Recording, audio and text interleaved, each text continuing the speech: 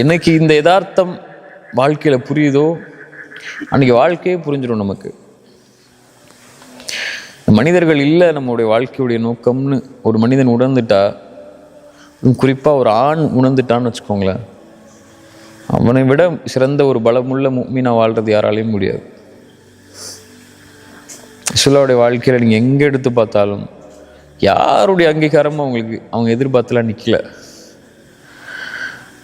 இதில் அவங்க செஞ்ச ஒவ்வொரு முடிவுலையும் எத்தனையோ விமர்சனங்கள் அவங்களுக்கு முன்னாடி வந்தாலும், அன்சாரிகள் நீங்கள் கவனிக்கிறது இல்லை, முஹாஜிர்களுக்கு தான் நீங்கள் அதிகமாக கூட்டு கொடுக்குறீங்க, எல்லாத்துலேயும் முஹாஜிர்கள் தான் உங்களுக்கு முக்கியம் அப்படின்னு யாருக்காக ரசூலா நின்னாங்களோ அவங்களே பற்றி பேசும்போதும் கூட ரசூலாலாம் சோர்ந்து உட்காரல.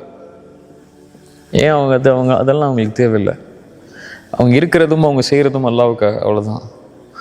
அதில் மக்கள் புகழணும், இகழணும், மக்கள் ஏற்றுக்கணும், அங்கீகரிக்கணும், மக்கள் நம்மளை நல்லவங்கன்னு சொல்லணும், அதெல்லாம் சொல்ல விரும்பவே இல்லை. சஹாபாக்கள்லாம் ரொம்பலாம் தூக்கி கடாசிடுவார். மனிதர்கள்லாம் அவங்கள பற்றி பேசுகிறத வச்சுலாம் சஹாபாக்கள் வாழலை. நீங்கள் நம்ம வாழ ஆரம்பிக்கணும்ல. ஒரு விஷயத்தை செய்கிறதே நம்ம மனிதர்களுக்காக தான். அவங்க என்ன சொல்லிடுவாங்களோ, என்ன செஞ்சிருவாங்களோ, எப்படி பேசிடுவாங்களோ அப்படின்னு தான் எல்லா விஷயத்தையும் நம்ம யோசிக்கிறோம்.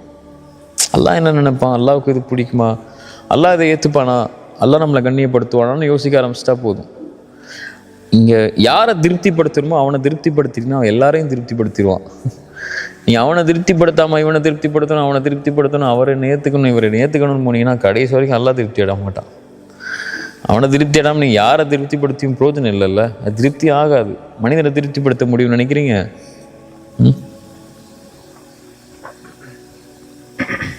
வாழ்க்கை ஃபுல்லாக நீங்கள் அம்மா அப்பாக்காக வாழ்ந்துருந்தாலும், வாழ்க்கை ஃபுல்லாக உங்கள் பிள்ளைங்களுக்காக நீங்கள் வாழ்ந்தாலும், வாழ்க்கைக்கு ஃபுல்லாக நீங்கள் உங்கள் மனைவிக்காக வாழ்ந்தாலும், அவ்வளோ கஷ்டப்பட்டு நீங்கள் துபாயில், சவுதியில், எல்லா ஊர்லேயும் உழைச்சி குடும்பத்துக்கு கொடுத்து இறச்சி போய் அவன் 60 வயசில் வந்து நிற்பான் வீட்டில், எனக்காக என்ன செஞ்சேன்னு கேட்டுருவாங்க.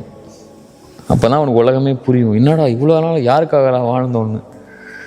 அப்படி தானே எவ்வளோ பேர் நம்ம கேள்விப்படுறோம் ஒவ்வொரு வாழ்க்கையிலையும்.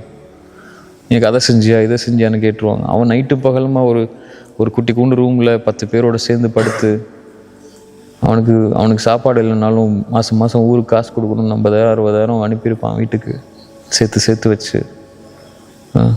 ஹலாலாக இருக்கணும்னு சொல்லி ஹராமை விட்டு எவ்வளோ விஷயத்தில் அவன் பாதுகாத்து இருந்திருப்பான். சர்வசாதாரணமாக கேட்டுருவாங்க வீட்டுக்கு வந்தால் என்ன பண்ணேன்னு.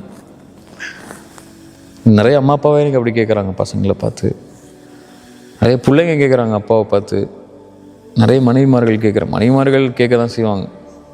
அதை ரசூலுல்லாஹ் சொல்லிட்டாங்கல்ல, அதிகமாக நரகத்தில் இருக்கக்கூடிய காரணம் பெண்கள் நன்றி இல்லாமல் இருக்கிறதுனால தான்.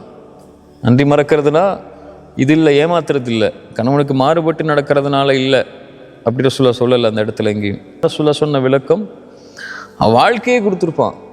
ரசூலுல்லாஹ் தான் சொன்னாங்க இதே வார்த்தையை. அவன் எல்லாத்தையும் செஞ்சுருப்பான், கடைசியாக நீ என்ன செஞ்சேன்னு கேட்டுருவான். அதனால தான் பெண்கள் நரகத்தில் அதிகமாக இருப்பாங்க. ரசூலுல்லாஹ் சொன்னதுக்கப்புறம் நம்ம எங்கே போய் நிற்கிறது? அதனால் அங்கேருந்து அவ்வளோதான் எதிர்பார்க்கணும். அதை விட்டுருங்க.